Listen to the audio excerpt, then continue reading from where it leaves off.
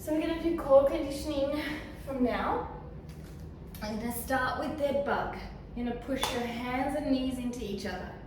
From here, you're going to extend one side out and back as you keep this push. Hold here and bring back in. We're going to release onto the other side. Extend out, hold here, release back in. Keep doing these movements for maybe a minute to 2 minutes. You have a neutral curve in your spine, so you're not completely compressing it, but it is compressed down to protect your lower back. You have to keep this push. You're going to feel it in the lower abs. If your knees come too far up, you're not going to feel it as much. The second option is diagonal. You're going to hold this movement here, and from here, you're going to go diagonal, arm and leg, up and down. To make it a little bit harder, what you can do is bring up to the straight and down. Always keeping a 90 in the knee and don't drop the foot. You're going to really feel your core engaged, keeping this pushing, pulling motion as you do it. So from here, you're either going down with the bend like this, or if you wish to, you can straighten and come down, as long as you're keeping a strong core. After that, we're going to do the hollow body extended legs, and we'll also do the fake tabletop. So I've got my list here. So you stay in your dead bug, and from here, you extend however far you can by keeping your back reasonably flat. Hold for 3 seconds, come back. Push and pull for a moment, reset, and extend arms by your ears. Elevate your shoulders and back. Now we're going to then move to just a nice core activation. Again, these are all drills that you have to choose which ones you're going to put in your practice to help with your handstands. You're going to lift up and hold. Nice flat back, nice and relaxed, breathing deeply. False tabletop. From here, we're going to do the Lsit alignment for the arms. So your hands are here. They're going to be in a straight alignment. This is really, really important. So if need be, and you're struggling, you can put a nice strong band above your elbows. With that strong band above your elbows, it helps you to keep that external rotation. I usually use a black band when I started to do that. The weight is on the inside of your hands, pushing up. From here, you're going to lift up onto your tiptoes. You're not going to come forward, you're not going to come back, you're going to stay there. Lift up, keep your heels and knees in alignment. You can come closer if you like, and come down. So heels and toes should try to be together as best as possible. External rotation, lifting up and down. Head comes between the hands. So the head is not out here, it comes in between the arms as it aligns, because this is your handstand alignment. So you can do that with double legs, or you can do that with single legs. Okay? So you're still looking down at the ground, but the head is not out here. It's in alignment, okay? You can put a pillow underneath your feet if it's too heavy for you. You can start also in a smaller depth, just here, and build up to coming to here, and then build up to the full alignment where you're here. Yeah? You have to work with your body. There's no right or wrong. The only wrong is if you don't do the work, or you don't do the work with awareness, that can become potential for injury. And it's not a wrong, it's just that it's going to lead you on a path that potentially in the long term you don't want to go to, because you're going to have to fix it. So after that,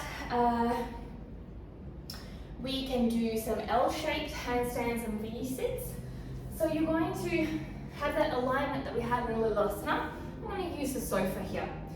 And your hands are about shoulder width apart, really tight in your shoulders. You're going to come up, you're going to push your hips over and hold. If you want to know if you're floating, you can bring one foot into your butt and see if you can lightly release the other leg and then swap over. Or you can release both legs. Okay, that's going to take some time. Don't expect that to be rushed into it. And a great alternative before that is is doing the L-shaped handstand. Here, hips over, and doing some shoulder shrugs. Keep your feet and legs long and together. You can bend them as well. The other one that I really love is the fish roll. So you're starting here in your hollow body, slowly rolling over. Keeping your legs and feet together and up. Then from here, hands are by the ears as well. And this is where usually people roll and fall, but try and control it all the way down like this. Legs are still up and feet together, hands are still by the ears. You'll keep going this direction, and then you will turn and roll back. This can be very hard to get that back momentum through to here, and then rolling onto the other side, and rolling onto your tummy. This can really be a bit uncomfortable for your hips at first, so take your time with it. And I usually like to do 10 each side. You may start with just 3 and get your momentum going at first. Take your time with these. After that, we're going to do side dips, side crunchies, hollow body. Hollow body we've already kind of touched on. And then we're going to do the straddle and pike hollow body. So the side movements are very good for obliques, for flags, and for just side body awareness in general. You've got your side dips, hand is underneath, I think I might sneeze in a minute. Hands are underneath, toes are together, shoulders in alignment, pushing up and down. You can bring your hand here, here, or here, and down. Nice, slow and controlled. To make it a little easier, you can step your foot behind you to support you, but don't rotate back. It's just a tiny little support, or you can bend your knees. To make it harder, you rely on one leg and you come up and down. Side crunchies are a much smaller movement. Hand is underneath here, under your cheek, and on your side, and you're lifting up and down. Up and down. This one's a real burner for your side, I love it. Hollow body, again, the same movement we did. Rolling here and holding. You can also create rocks from this movement. Keep your hands by your ears and elevated. This movement then leads to a little bit more advanced movements. So one I like to do is legs come overhead in a straddle. You roll down and you push up and hold.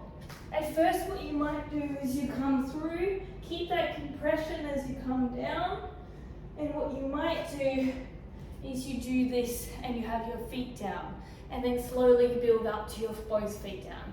This will help you eventually build up into being able to create movements like this, firefly and shoulder press, right? But this takes time, okay? So don't rush this type of movement. And before you even go to attempt that movement, what you want to look at is doing small firefly presses. So from here, squeeze on to your arms, and then slowly rotating back, back, back, touching your feet or your ankles and coming down. So take your time to build up. These are just showing possibilities. And then from there, you want to work into the same movement overhead, but this time rolling down all the way into your Lsit, or feet down Lsit or bent. Now a lot of people believe, and I believe it too, your arms are too short, so blocks will help. It's not too short, it's just you need to build compression. When arms and legs become an issue, arms being too not long enough for the legs that are so long, is generally when we're looking at Lsits.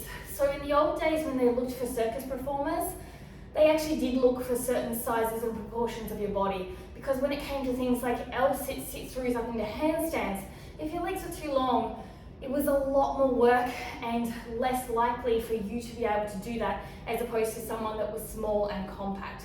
So for an Lsit itself, it should always be possible. Just building awareness, taking time. It took me a very long time to do.